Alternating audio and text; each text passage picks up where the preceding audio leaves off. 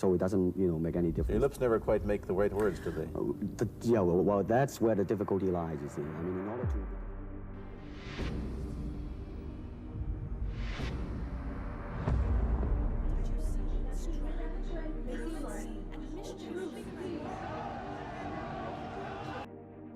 في الفيديو ده هنحكي لك قصة بروس لي الأسطورة. بس قبل ما نبدأ ياريت تشترك في القناة وتفعل زر الجرس عشان ده أول فيديو ليا في القناة، وأتمنى منكم تدعمونا على قد ما تقدروا.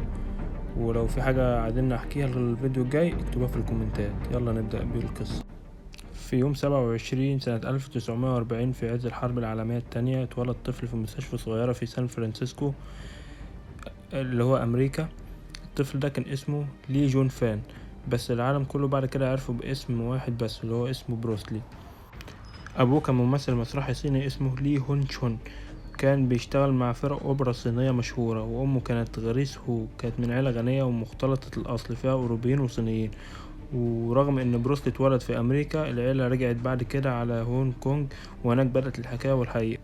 بروس من صغره كان طفل مشاغب وعنيد ولسانه طويل، كان دايما بيتخانق في الشارع وبيدخل في معارك مع عيال اكبر منه، لدرجة ان امه بدأت تخاف عليه. دخل في التمثيل وهو عنده 3 شهور بس، لكن مع كبره بدأ يشتغل اكتر في السينما الصينية وشارك في اكتر من 20 فيلم وهو لسه طفل مراهق.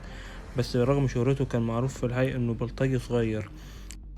في سن 13 بدأ يتعلم الوونج تشون على ايد المعلم الاسطوري ييب مان، وهنا تحول من شاب متهور لمحارب حقيقي. كان بيتدرب بجدية مرعبة لدرجة انه كان بيتمرن بالساعات في البيت في الشارع حتى قبل ما ينام، بس في نفس الوقت كان لسه بيتخانق في الشارع، وده سبب له مشاكل كبيرة جدا مع رئيس الغربة. وبداية التحول في سنة 1959 سافر بروس لي على أمريكا ومعاه $100 بس في جيبه. راح سياتل واشتغل عامل نظافة في مطعم لصاحب والده.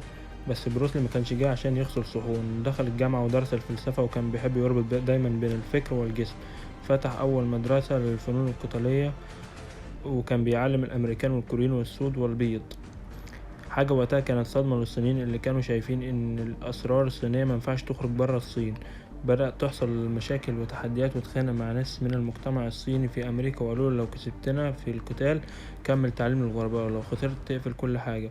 وفعلا اتقتل وكسب، بس الإصابة اللي خدها وقتها كانت هتأثر عليه بعد دخول هوليوود والرفض. رغم مراته هوليوود كانت رافضاه ليه عشان كان شكله أساوي. أول دور معروف ليه كان دور كاتو في مسلسل هونت ذا جرين سنة 1966. الناس حبوه، بس المنتجين شايفينه مجرد مساعد أساوي ملهوش قيمة. رجع الصين وهناك بدأ يبني الإمبراطورية بتاعته.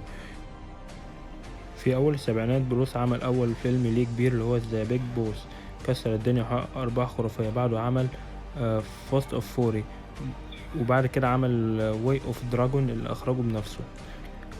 وفي الفيلم ده دخل في أعنف نزال سينمائي ضد تشاك نوريس، مشهد اتسجل في التاريخ. وأخيرا بدأ هوليوود تحس بقيمته وبدأ يصور فيلمه الضخم انتر ذا دراجون، لكن بروس ما كملش.